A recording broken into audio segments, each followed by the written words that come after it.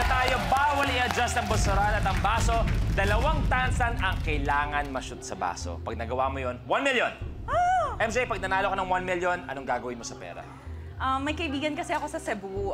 Tumutulong siya sa mga NPA na magbalik loob. Okay. So, sa cacao farm niya, doon sila nagtatrabaho. So ngayon, bilang babae, I love chocolates. But I patronize mga foreign chocolates. Gusto kong ipakilala sa buong Pilipinas na eto gawang atin. And at the same time, we help local farmers. Tama. So, ayun, pang-business ko.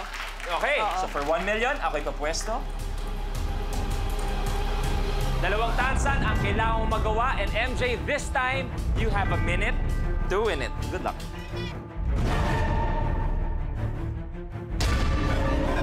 The game begins in 3, 2, 1.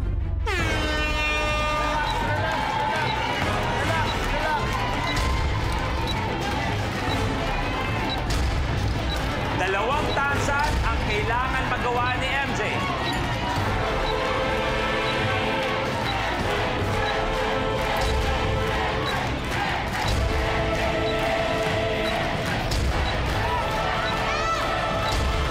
Ang lalapit na. 30.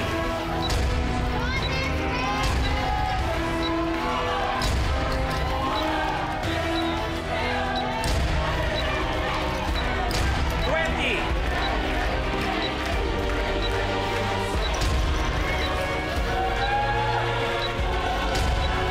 10.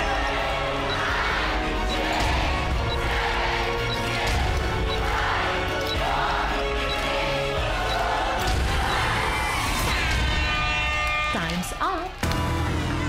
Sayang ang lalapit na ng ibang tira mo, MJ. Pero still, congratulations. 70,000 pesos pa rin ang para kay MJ. Kamusta maging last man standing? Hindi ako makapaniwala. Kanina kasi pumunta ako dito, sabi ko, I'll just enjoy it na lang. Kasi parang ang hirap eh, hindi mo alam na magaling ka sa practice. Pagdating May mo mga dito. sanay na sanay na veteranong nandyan din. Oo, kinaka. Oo. Pero still, 70,000 sa'yo, pero babalik ka pa Yes. para sa ultimate last man standing kung saan pwede ka pa manalo ng 1 million pesos. Okay? Players, samahan niyo kami dito. At eto, bukas ang natitira niyong araw para mag-agawan sa huling pwesto sa last man standing Ang para sa hirap linggong ito. talaga. Kaya ako sa inyo, Kaya nga. kailangan na mag-practice ng mabuti. Kaya kapamilya, maraming salamat sa pagpahid yung yakapin niyo kami ngayong araw. Maraming salamat din sa inyong pagyakap sa aming programa araw-araw. May magkita-kita tayo bukas dito lang sa Minute to Win It. Last man standing.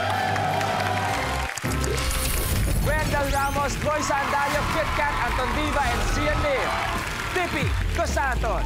Ang goal ko hindi matanggal sa una.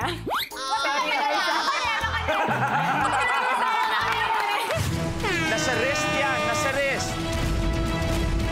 Huwag hawakan yung podium. Tapos!